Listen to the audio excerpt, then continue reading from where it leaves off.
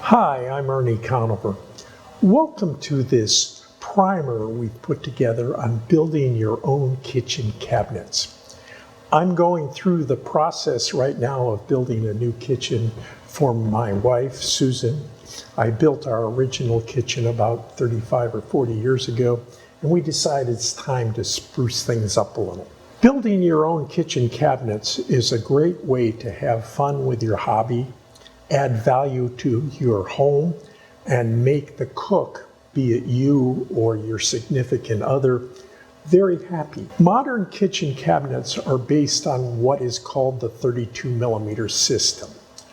After World War II, Europe was in ruins, and it was realized that a lot of housing was going to have to be built very quickly. You could not build cabinets on site anymore. They had to be built quickly in factories. And man-made materials, what we call sheet goods today, that is plywood, melamine faceboard, high-density fiberboard, medium-density fiberboard, all of these materials would be used to crank out cabinets quickly. At that time, the closest together you could put two spindles on a multi-spindle boring machine was 32mm.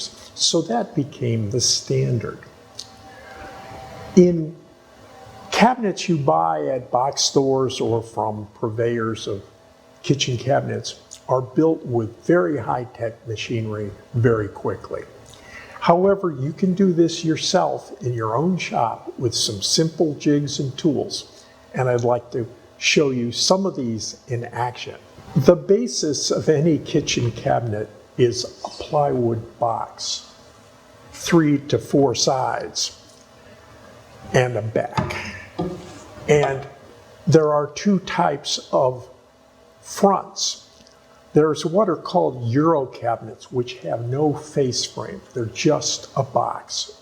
And there are face frame cabinets are more popular in the US. I've been saving cherry for about 25 years, and I'm using this to build the face frames. Kitchen cabinets consist of lowers, which are generally 24 inches deep and 34.5 inches high.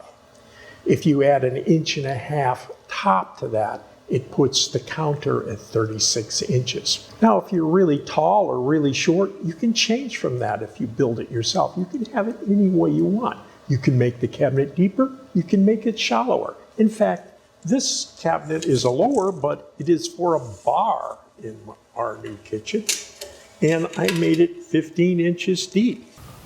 I'd now like to offer a bit of free advice. It's free, so it may be worth what you're paying for it.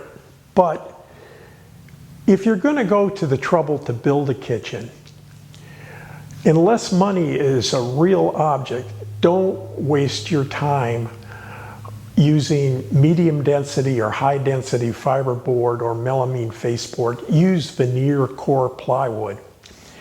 It's beautiful material to work with, much easier to work with than the former materials. It holds screws and nails much better. It's just a pleasure to work with, good material. And if you should ever have a pipe burst or water go into your cabinet, it'll come back smiling where the former materials will not. As hand craftsmen, the only thing we have to offer is the finest of workmanship, and if we don't use the finest of materials, we're kind of wasting our time, aren't we? It also may seem daunting to build a kitchen, like you'll never be able to do that. Well, it starts with the first cabinet, and the second one gets better, and every one gets easier, and you do them faster with each one. You perfect the techniques, and pretty soon you'll have a really beautiful kitchen that people will gather in and enjoy, and it will add value to your home. Above all, have fun.